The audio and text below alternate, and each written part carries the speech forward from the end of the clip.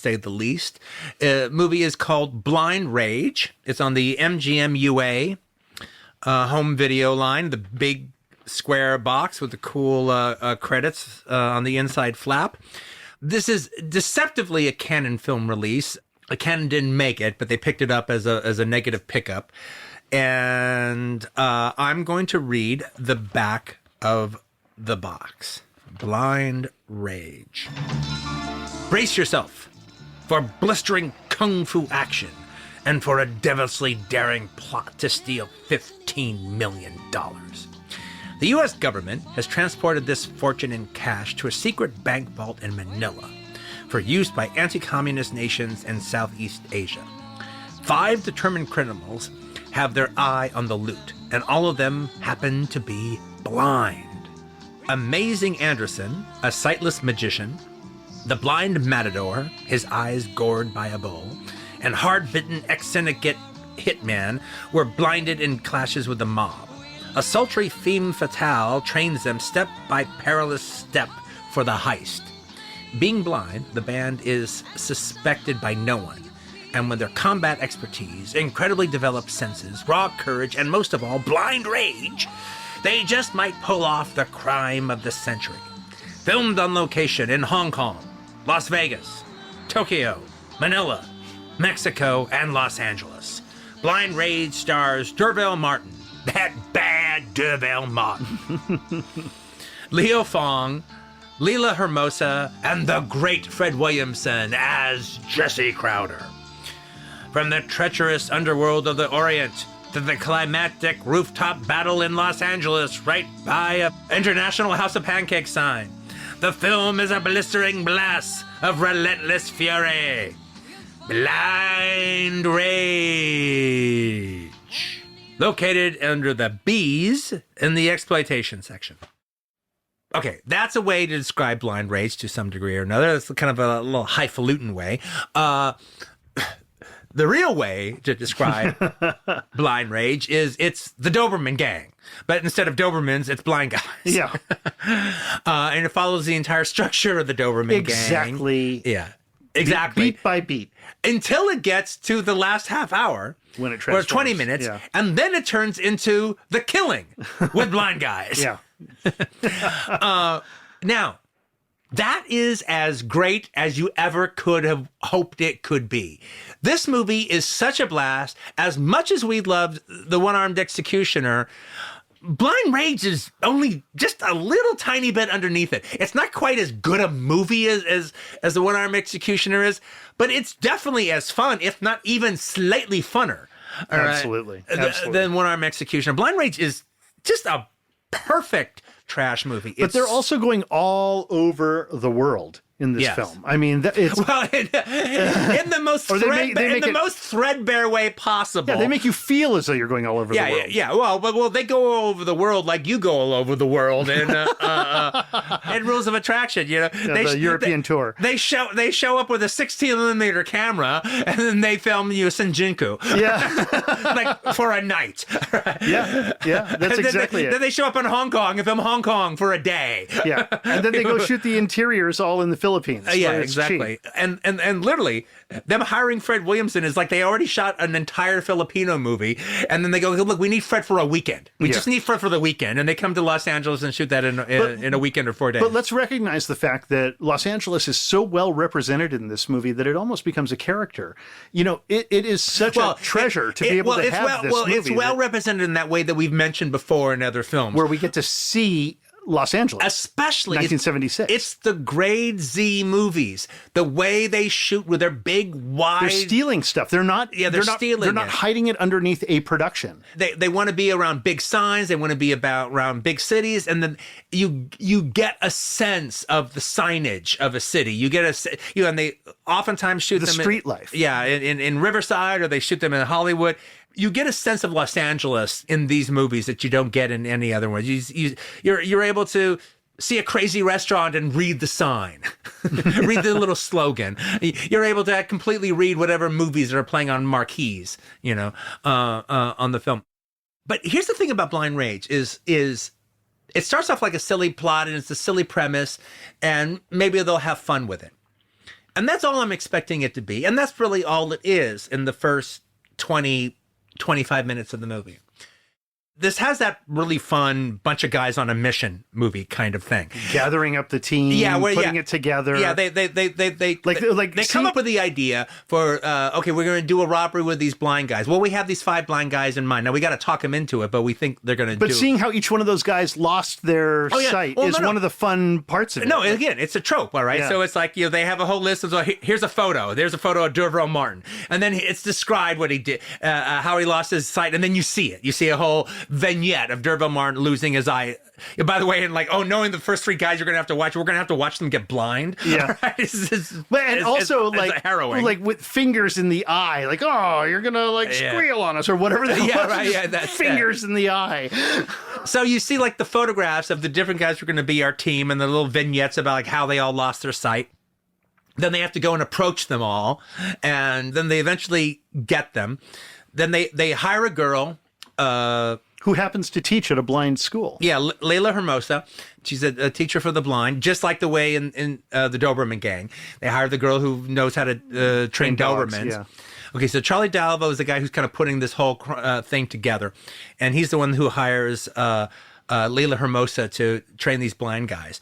Now, if you've listened to one of the earlier episodes where we talk about women in cages, okay, that guy, Charlie Dalvo, is Rudy. He's the bad guy from Women in Cages. So as soon as he showed up, hey, there's Rudy. All right?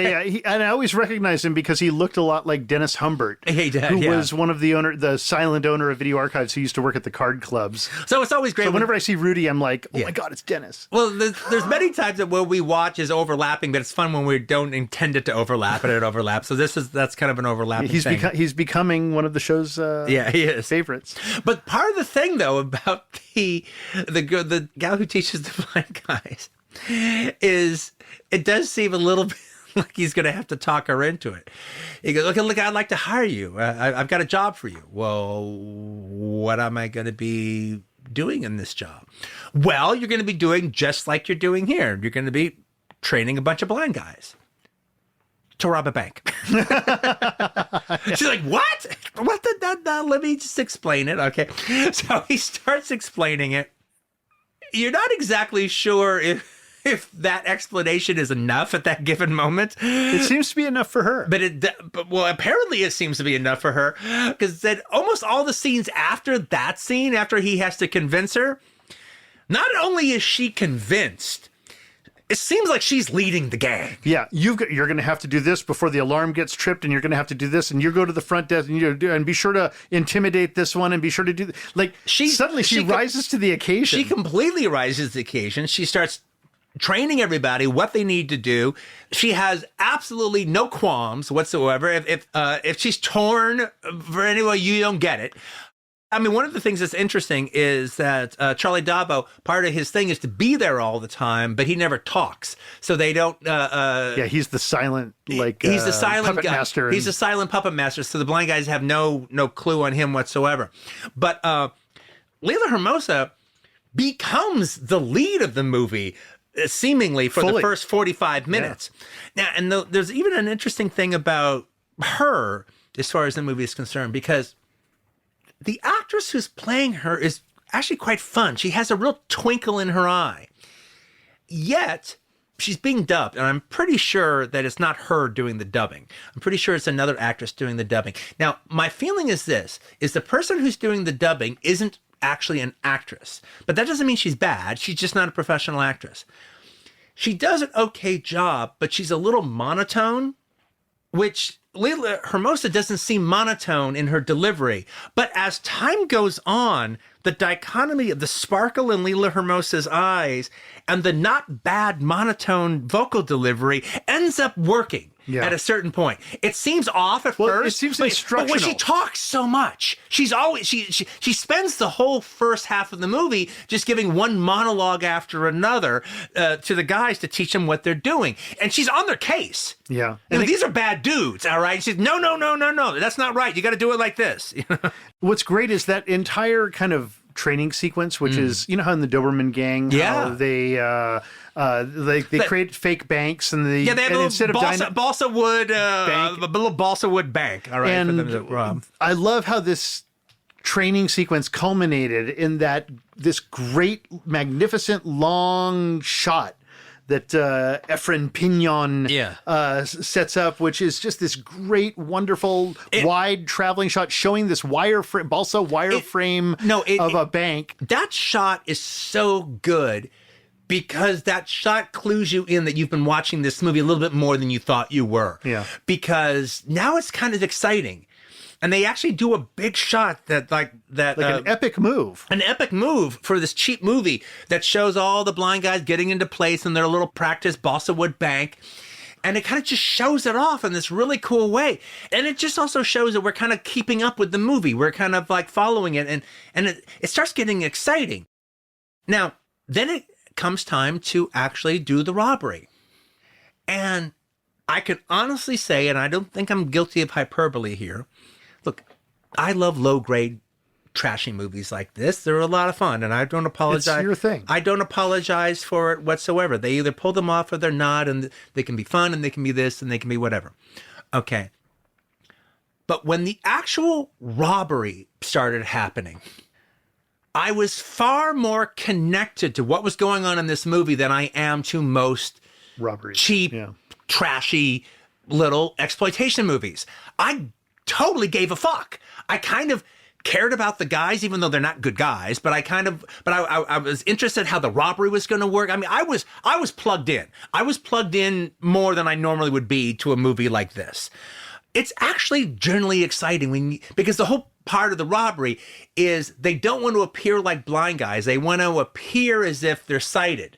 So no one would think that blind guys were doing this. So their whole thing is to not give away that they're blind. And because they've been rehearsing on a scale set of the bank, they'll know exactly where, like, the mannequin of the guard you would have been on the set will be where the guard is in real life. And then also something weird about this movie that's really kind of unique is there's so many movies where people play blind and they put on glasses and they do this and they do that. These guys who are playing the blind guys, like there is no extra sight for them. They seem like realistic blind people doing it. And actually, I think my guess is the magician is actually really blind. Right. That's the one I think is really blind, is the guy playing the magician. It actually is thrilling watching the blind guys during the robbery take their robbery positions. They all got guns, and like obviously they don't have eyes to keep a lookout on anybody, but they're attuned to sound. So if anybody makes a sound that they're not supposed to make, that motherfucker gets shot dead. Yeah. Just right away. And they don't fuck around. What I love is like the poor like receptionist girl or whatever she is, the teller girl who's just sitting at a desk and she just rotates her chair a little. Boom! Boom, gets blown away. Yeah. Don't rotate your chair. We said don't move. And we mean it. Don't move. Don't fucking move. Now, the other thing that's also, special extra bubblegum flavor into this bubblegum is the idea that the guys are fucking badass dudes. I like the fact that, they're blind. And so you also start like, now you're kind of rooting for them. They make them like these. No, these are bad dudes. These are fucked up killers. The whole thing is a bad dude situation. The plan is mean. These guys are fucking crumbs. They all are coming from a disreputable place. But that makes me love the guys all the more. All right? The fact that they're scoundrels. And I'm going to make a unilateral decision that we don't say anything that happens after the robbery. Yeah, that sounds good. But we can mention that Fred Williamson shows up as his character, Jesse Crowder, who's he's kind of a skip tracer. He did 2 movies with that character. One was called No Way Back, and another one was called Death Journey, which actually duplicates the storyline of Midnight Run, years before Midnight Run. But that's his kind of character from his film company. And so he is a special guest star performance as Jesse Crowder, trying to wrap up the guys at the end. Well, they definitely know what they're doing because they pop him like a high school picture or something, like a picture of Fred Williamson like in the upper left corner of the poster. But you get really involved with the gang. and them pulling off the robbery. I got to say, Fred Williamson looks so good running in this movie. he Like does, Tom Cruise is a great runner. Like you watch that guy run and it's fun to watch him run. But watching Fred Williamson run at the end of this movie was just like great. Like it's like, man, look at him go. And the other guys along with that bad Derville Martin, all right, is also Leo Fong, who wrote the script. He wrote this. He wrote the script. Well. And if you're an LA martial art fan, or California martial art fan, Leo Fong starred in a whole series of movies that he produced himself. He wrote the scripts for. Also by the same director, there's Executioner from Death Row. There's the film I saw theatrically, Low Blow, but the really good one, the really, really good one is a movie called Kill Point, which stars Leo Fong that he wrote, that also has Cameron Mitchell and Richard Roundtree. Kill Point's a lot of fun. There's a great trailer for it you can find. But then there's also Tony Farrar, who's in the movie. He's the guy who ends up ratting them out. But he's the guy when the gang tried to stop him, he shoots his way out. Yeah. Okay, that's Tony Farrar. He's sort of like the James Bond of the Philippines. And then there's Charlie Davo, who is Rudy. Yeah. So it's an all-star grade Z little cast, but they're a lot of fun. And so, Roger, what was your take on all this? After I've been doing all the talking. Well, I think Franklin Browner had some thoughts, but I think he stole the first line from Gala, which is better than the Doberman Gang. Better than the Doberman Gang. However, here, as there, the theme is the same.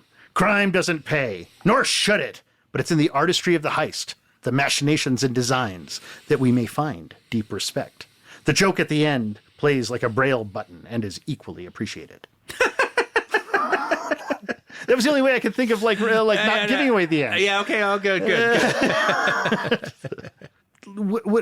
Whenever I think of any movie, I think of like, okay, if I were going to make this, what would it be like? And I was thinking, okay, so somebody comes to me and they say, okay, we want to make a movie about a bunch of blind guys robbing a bank. My first question would be like, how? And how are you going to make that interesting? And like, how is that going to be good? But under the Doberman archetype, or maybe this was the archetype. Did Doberman come first? No, Doberman came way before. Yeah, way before. It's like 72 or something, right? Or around then. However, under that archetype, it's so clear, and it suddenly becomes really like a kind of Hollywood movie. And then I'm telling you, when it cuts to the bank robbery and the blind guys actually enter the bank and take their positions, it's thrilling. It's literally like you can't take your eyes off the screen, and you almost are holding your breath. But I also like the fact that this movie is like the Doberman Gang. There is no real victory in the end. Crime doesn't pay, and it may not pay with like a little joke at the end, but it just doesn't pay. And that's exactly what makes it a Hollywood movie. And frankly, I kind of wish it did. But that's what allows you as an audience to have fun with what are effectively criminals.